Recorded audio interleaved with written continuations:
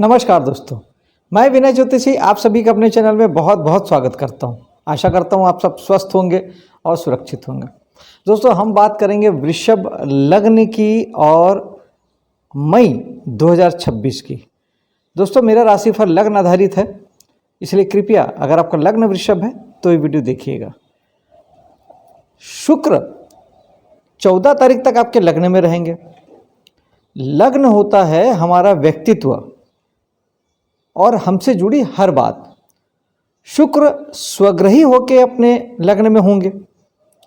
इसका मतलब है कि एक तो आपके लग्न को बलवान करेंगे, तो आपका इस समय में व्यक्तित्व बलवान होगा, आपकी पहचान बन सकती है, आपका ट्रांसफॉर्मेशन हो सकता है। यानी आप कुछ अपने ऊपर ऐसा अपने कुछ चेंजेस ला सकते हैं जो लोगों को अब बड़ा अट्रैक्टिव लगे। लोग आपसे बड़े खुश हों कि आप तो बड़े कुछ अलग दिख रहे हैं, बड़े सुंदर दिख रहे हैं, या आपने कुछ कराया क्या, आपने कुछ रेसिपी ली क्या, कुछ आपने चेहरे पे कुछ किया। इस तरीके से लोग आपकी तरफ ध्यान देंगे, लोग प्रभावित होंगे। और शुक्र इतना ही नहीं देते, शुक्र नैसर्गिक हमारे धन के कारक हैं, तो जीवन में सुख सुविधा लग्जरी भी आपको कहीं ना कहीं से आपको जरूर प्रदान करेंगे। इसके अलावा शुक्र छठे के स्वामी हैं, यानी आपके व्यक्तित्व में सेवा भावना इस समय में बहुत बलशाली होगी, क्योंकि छठा भाव हमारी सेवा का है, अनुशासन का है।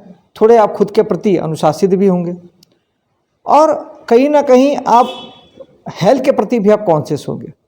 और अगर आपको कोई इस समय में कोई तकलीफ, अगर हेल्थ संबंधी कोई इश्यू होता भी है, तो वो आपको आपके व्यक्तित्व से संबंधित कोई चीज़ हो सकती है। यानी आपको स्वयं में ही आपको कोई चीज़ खलेगी, कोई कमी महसूस होगी कि यार मैं ऐसा क्यों हूँ, या ये मुझ में क्यों है। ये शुक्र आपको करेंगे।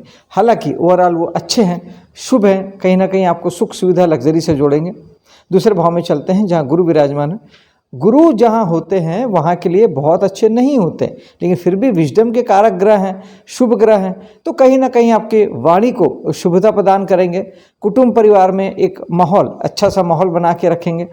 और निश्चित तौर पे धन के नैसर्गिक कारक, यानी एक्चुअली धन के नहीं कहना चाहिए, बरकत के, बढ़ोतरी के जो नैसर्गिक कारक है वो बृहस्पति है। तो धन के भाव में बृहस्पति का होना कहीं ना कहीं हमें एक सुलभ जीवन प्रदान करता है। कहीं ना कहीं हमारे बैंक बैलेंस में एक सहज ही एक बढ़ोतरी हो सकती है। और तीसरे भाव में चलते हैं जो पराक्रम का भाव भी है, और मंगल की चौथी दृष्टि पड़ेगी आपके 12वें भाव से। पराक्रम के भाव में मंगल की दृष्टि पड़ने का अर्थ यही है कि कहीं ना कहीं आपको ज़्यादा से ज़्यादा पराक्रम करने के लिए ये प्रेरित करेंगे मंगल देव। भाव भी वही है, ग्रह भी वही है, तो इस समय में बहुत साहसी होके, बहुत सारे उत्साह और एनर्जी के साथ में आप पराक्रम करने वाले हैं। 12वें भाव से मंगल की दृष्टि, यानी आपका पराक्रम कहीं ना कहीं आप या तो विदेशों से जुड़ सकते हैं, या वहाँ से प्रभावित हो सकते हैं, या वहाँ के किसी बात से प्रभावित होकर कुछ वहाँ की व्यवहार को कुछ एडॉप्ट कर सकते हैं। यानी आप अपने पराक्रम में कुछ ऐसी बातें शामिल कर सकते हैं जो हमारे यहाँ की ना हो, पाश्चात्य सभ्यता की हो, पश्चिमी संस्कृति की हो, या अदर धर्मों से रिलेटेड हो। आप उसे स्वीकार भी करेंगे और अपने पराक्रम में शामिल भी करेंगे। चौथे भाव में चलते हैं जहाँ केतु विराजमान है। केतु दोस्तों थोड़ा सा समझने जैसे ग्रह हैं। हर महीने में वही बात करता हूँ, मैं रिपीट करने से बचना चाहता हूँ। फिर भी केतु विरक्ति के ग्रह हैं, आपको डिटैचमेंट के ग्रह हैं।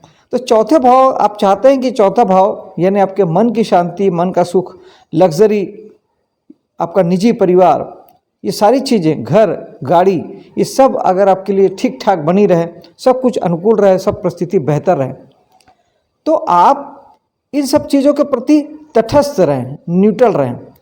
इन चीज़ों के प्रति ज़्यादा भागे ना, ज़्यादा सपने ना सजाएं, तो ये सारी चीज़ें बहुत अच्छी रहेगी। आप इन चीज़ों के पीछे भागेंगे, सपने सजाएंगे और ज़्यादा की कामना करेंगे, तब ये केतु आपके पास जो है वो भी ले लेंगे। ऐसा केतु करते हैं दोस्तों।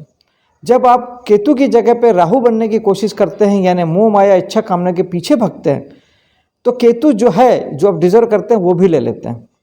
अगर ऐसा कुछ हो रहा है तो निश्चित तौर पे आपको केतु का उपाय करना चाहिए। ओम केतुआय नमः एक माला जाप कर सकते हैं।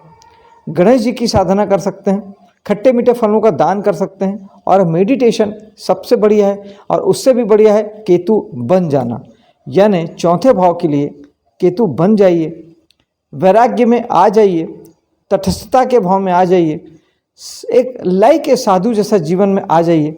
आप देखेंगे कि सब कुछ आपके पास बना हुआ रहेगा, और सिर्फ बना हुआ ही नहीं रहेगा, आपको अतिरिक्त भी प्राप्त होगा। ये भी आप साफ साफ देख पाएंगे कि आपने जिसकी उम्मीद नहीं की थी वो भी आपको प्राप्त हो रहा है। पंचम भाव में शनि की दृष्टि बताती है कि आपको इस समय में संतान के लिए ध्यान देना चाहिए। अगर आप कला फील्ड में हैं, नृत्य गीत संगीत चित्रकारी पेंटिंग से जुड़े हैं, आप अगर लोगों को हीलिंग देते हैं, आप अगर पढ़ाई से जुड़े हैं, किसी भी प्रकार के आप कुछ लर्निंग से जुड़े हैं, कुछ सीखने का काम आप करते हैं, तो निश्चित तौर पे इस समय में आपको यहाँ सब चीज़ों को कठिन परिश्रम करना होगा और आपको जिम्मेदारी लेनी होगी। क्योंकि शनि दो ही चीज़ हैं दोस्तों, कठिन परिश्रम है, जिम्मेदारी है, सेवा भाव है शनि। तो जहाँ जहाँ शनि जहाँ से जुड़ते हैं, चाहे वो राशि से जुड़ें, चाहे वो बैठ के रहें, चाहे वहाँ पे दृष्टि डालें, उन भाव से आपको सेवा कार्यों से जुड़ना है, मेहनत करनी है, हार्डवर्क करना है, शनि बन जाना है। मैं सबसे ज़्यादा जिस उपाय को महत्व देता हूँ दोस्तों, अगर 100% कोई उपाय काम करता है तो वो है वो ग्रह बन जाना। अदरवाइज आपको तकलीफ, पूजा पाठ और ये सारी बातों से कुछ आराम जरूर मिल सकता है, लेकिन 180 डिग्री ट्रांसफॉर्मेशन जो होता है वो ग्रह बन जाने से होता है। छठे भाव में चलते हैं, जहाँ पर बृहस्पति की दृष्टि आपके सर्विस सेक्टर में आपके काम को निश्चित तौर पर बढ़ाएगी, आपको अच्छी सफलता देगी।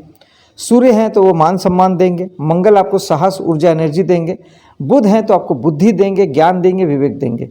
लेकिन अब यहाँ पर ये सारी जो दृष्टियाँ हैं, इसका उपयोग अगर आप अपनी सेवाओं के लिए करते हैं तब तो ये सारी चीज़ें अच्छी हैं। अगर आप कर्ज लेने में करते हैं, लड़ाई झगड़े में करते हैं, तब यही बातें आपके लिए कष्टकारक साबित होगी। मंगल का साहस, मंगल की एनर्जी आपको लड़ाई झगड़े में लगा सकती है। बुध ऐसी ऐसी बुद्धि में लगा सकते हैं कि आप कर्ज लेने के लिए प्रेरित हों। और सूर्य और बृहस्पति ये सब आपके ऋण रोग शत्रु को बढ़ा सकते हैं।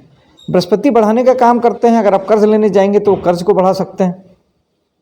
शत्रुता मोल पालेंगे, थाना कोर्ट कचहरी करेंगे, मुकदमेबाजी करेंगे तो उसको बढ़ा सकते हैं। कहने का अर्थ ये है, ग्रहों का शुभ और अशुभ दोनों रिजल्ट होता है, मर्जी आपकी होती है। क्योंकि एक जो फ्रीविल होता है, वो फ्रीविल का इस्तेमाल करके हम अपने जीवन को बेहतर और ख़राब दोनों बना सकते हैं। तो यहाँ पर ज़्यादा से ज़्यादा आप सेवा कार्य से अगर आप जुड़ते हैं, आप अगर सर्विस सेक्टर से नहीं भी जुड़े हैं, तब भी अगर आप मंदिर गुरुद्वारे जाके अपनी सेवाएं देते हैं, लोगों की कैसे भी मदद करते हैं, अपने कार्यों के माध्यम से लोगों की मदद करते हैं और मुकदमेबाजी से और बीमारी से बचते हैं, कर्जा लेने से बचते हैं, तो फिर ये भाव आपके लिए अच्छा बन पड़ेगा। सप्तम भाव में भी मंगल की दृष्टि और शुक्र की दृष्टि पड़ रही है। शुक्र जहाँ एक और आपके जीवन साथी के जीवन में भी सुख और वैभव प्रदान करेंगे, वहाँ पे मंगल उन्हें भी साहस ऊर्जा एनर्जी प्रदान करेंगे। लड़ाई झगड़े से बचिएगा जीवन साथी के साथ, क्योंकि मंगल 8वीं दृष्टि से 12वें भाव से देखेंगे तो उनका उत्साह बड़ा है, साथ ही एनर्जी भी बड़ी है। और मंगल लड़ाई झगड़े के नैसर्गिक कारक हैं, गुस्से को भी बढ़ाते हैं। तो अभी थोड़ा जीवन साथी का आपका जो नेचर है वो इस तरीके का हो सकता है।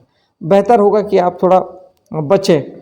अब ऐसे भी आपके जो सप्तमेश हैं वो मंगल ही हैं और अपने ही भाव को मंगल देख रहे हैं, तो निश्चित तौर पर बलवान करेंगे। तो इस समय में आपको जीवन साथी थोड़ा ज़्यादा ऊर्जावान महसूस करेंगे, ज़्यादा बलवान महसूस करेंगे। तो बेहतर है कि उनसे पंगे ना लिया जाए। काम धाम के लिए अच्छा है। जो लोग व्यापार में जुड़े हैं, जो लोग ट्रेडिंग का व्यापार करते हैं, उनके लिए यही मंगल साहस ऊर्जा एनर्जी देंगे और शुक्र कहीं ना कहीं सफलता लिखेंगे आपके कार्यों में। लेकिन चूंकि छठे के स्वामी भी शुक्र हैं, इसलिए थोड़ा सा पुट ये भी आएगा कि आपके कार्य क्षेत्र में वैचारिक मतभेद आपके हो सकते हैं, इससे बचेंगे। और मैंने थाना कोर्ट कचहरी के लिए पहले ही मैंने कहा है कि इससे आपको बचना ही है। 8वें भाव में लगातार शनि और बृहस्पति की दृष्टि यही साबित करती है कि अगर आप 8वें भाव के काम करते हैं, 8वां भाव हमारा होता है गुप्त रहस्यपूर्ण कामों का, छुपे कामों का, हिडन कामों का। जितने भी इस तरीके के काम होते हैं, इंजीनियर यहाँ से बनते हैं, प्रोडक्शन लाइन यहाँ से देखते हैं, CID CBI जासूसी काम यहाँ से किया जाता है। सारे अकल्ट फील्ड जो होते हैं, टेरो कार्ड, वास्तु, ज्योतिष, न्यूमरोलॉजी, वो सब यहीं से होता है। जितने भी मेडिटेशन में गहरे जाने वाले काम होते हैं, योग ध्यान में गहरे जाके कुछ खोजना ढूंढने वाला मामला होता है, वो भी यहीं से देखा जाता है। तो आप अगर यहाँ के काम नहीं करते तो ज़्यादा से ज़्यादा योगा करें, ध्यान करें, मेडिटेशन करें, तो आपको कहीं कोई तकलीफ आपको नहीं आएगी। अदरवाइज बृहस्पति या शनि दोनों ही आपके जीवन में रुकावट, बाधा, चिंता, परेशानी को बढ़ा सकते हैं। बृहस्पति के लिए ज़्यादा से ज़्यादा धार्मिक होना, पूजा पाठ करना, मंदिर जाना, यज्ञ हवन करना, मंत्र जाप करना, ये अच्छा है। और शनि के लिए भगवान शनि को सरसों का तेल चढ़ाना, ये अच्छा है। आप यहाँ के काम करते हैं तो ये दोनों ग्रह वहाँ पे सफलता देने वाले साबित होंगे। काम नहीं करते हैं, सिर्फ उस स्थिति में ये यहाँ पे आपको तकलीफ दे सकते हैं। कोई काम नहीं करते, उस स्थिति में भी आप अगर कुछ ज्योतिष का काम सीखते हैं, वास्तु का काम सीखते हैं, टेरो कार्ड सीखते हैं, न्यूमरोलॉजी सीखते हैं, तब भी ये भाव यूटिलाइज हो जाता है और आपको तकलीफ में कमी आती है। भाग्य के स्वामी शनि हैं जो कि इनकम में बैठे हैं, ये बहुत अच्छा योग है। इसे मंडलांत योग कहा गया है। भाग्य इसका इनकम में बैठना, एकादश में बैठना, तो शनि वो योग बना रहे हैं। तो निश्चित तौर पे इस समय में भाग्य आपका ज़बरदस्त है और ज़बरदस्त रूप से काम कर रहा है। शनि हार्ड वर्किंग के कारक ग्रह जरूर हैं, लेकिन इस समय में वो आपके साथ है।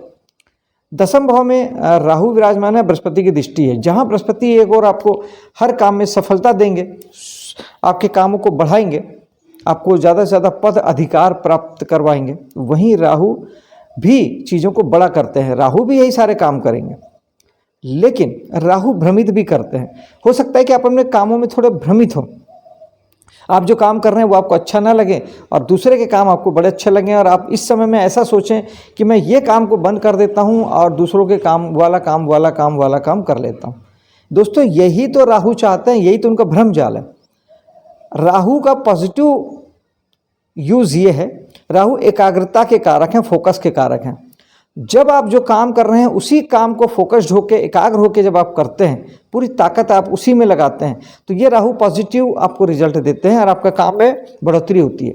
जो काम आप कर रहे हैं उसको आप बड़ा कर लीजिए तो राहु आपको शुभ फल देंगे। आप काम चेंज करेंगे तो आप भ्रम में फंस जाएंगे, धोखे में फंस जाएंगे, ना यहाँ के रहेंगे ना वहाँ के रहेंगे। तो राहु मेडिटेशन भी हैं। राहु के तो मेडिटेशन से बहुत जल्दी ठीक होते हैं। मेडिटेशन जरूर करिएगा यहाँ के लिए। और एकादश भाव में शनि विराजमान है। शनि चाहते हैं कि आप समाज, सोसाइटी, दोस्तों, यारों के लिए कुछ करें और निश्चित तौर पर लाभ प्राप्ति के लिए भी आप हाथ पैर मारें, मेहनत करें, ऐसा शनि चाहते हैं। क्योंकि शनि जहाँ होते हैं वहाँ के लिए आपको जिम्मेदारी लेने के लिए कहते हैं। 12वां भाव इस समय में आपके लिए थोड़ा विशेष हो जाता है, क्योंकि यहाँ पर 3 ग्रह यहाँ पर हैं। एक तो सूर्य रहेंगे 15 तारीख तक, जो निश्चित ही पिता पे आपको खर्च करवाएंगे, शासन सत्ता पे आपके खर्च हो सकता है, लेकिन अगर आप यहाँ के काम करते हैं तो वहाँ पर आपको नेम फेम देंगे। मंगल भी यहाँ पर 11 तारीख से आ जाएंगे। तब यहाँ पे मंगल चूँकि आपके राशि स्वामी भी हैं तो भाव को बलवान भी करेंगे और निश्चित तौर पे, लेकिन ये एक आपके नेगेटिव भाव को बलवान करेंगे। अगर आप 12 भाव के काम करते हैं, यानी अगर आप विदेश से जुड़े हैं, हॉस्पिटल उद्योग से जुड़े हैं, योग ध्यान के टीचर हैं, प्राणायाम के टीचर हैं, तब तो ये बढ़िया है। इन्वेस्टमेंट का काम करते हैं तब तो ये मंगल आपको वहाँ खूब सारा साहस, एनर्जी प्रदान करेंगे ताकि आप बड़े से बड़ा अचीवमेंट प्राप्त कर सकें। लेकिन अगर आप यहाँ के कोई काम नहीं करते, उस स्थिति में फिर ये मंगल भाव को बलवान करेंगे और भाव बलवान होगा तो आपके खर्चों को बढ़ाएगा, नुकसान को बढ़ाएगा। मंगल कहीं ना कहीं दे हैं तो आपको सेहत का बहुत ध्यान रखना होगा, और मंगल आपके सप्तमेश भी हैं। जीवन साथी के सेहत का भी आपको ध्यान रखना पड़ेगा। जीवन साथी और खुद के दोनों की सेहत का ध्यान रखना ही पड़ेगा। मंगल के लिए हनुमान चालीसा, सुंदरकांड, बजरंग बाण का पाठ कर सकते हैं। हनुमान मंदिर जाकर हनुमान जी के दर्शन कर सकते हैं। मंगलवार का व्रत रह सकते हैं। मंगल के लिए मीठी चीज़ों का दान कर सकते हैं, मंगल इससे ठीक होते हैं। और यहाँ पर बुध भी विराजमान रहेंगे 15 तारीख तक। अब बुध भी आपके धन के स्वामी हैं, तो इस समय में आपके लॉस के भाव में धन के स्वामी का जाना नेगेटिव में ये बताता है कि आपके धन का लॉस होगा। लेकिन अगर आप विदेशों से जुड़ के काम करते हैं, विदेशी कंपनी में जुड़ के काम करते हैं, किसी भी रूप में अगर यहाँ के इस भाव का यूटिलाइजेशन अगर आप करते हैं तो फिर आपके लिए इन्वेस्टमेंट के अगर आप करते हैं तो ये आपके लिए फ़ायदेमंद साबित होगा। तो इस समय में सबसे बेहतर उपाय यही है कि धन के स्वामी का 12वें भाव में जाने का अर्थ है कि पैसों का आप इन्वेस्टमेंट करें, ना कि हानि हो या नुकसान हो। आप खर्च नहीं करेंगे तो वो भाव अपने आप खर्च करवाएगा, वो हानि के रूप में होगा, नुकसान के रूप में होगा, जो वापस नहीं आएगा। आप इन्वेस्ट कर देंगे, आपके पास जितना पैसा है आप कहीं भी एफडी में, यहाँ वहाँ कहीं भी इन्वेस्ट कर देते हैं तो वो पैसा एक दिन आपको वापस आ जाएगा। खर्च तो होगा लेकिन वो वापस आ जाएगा।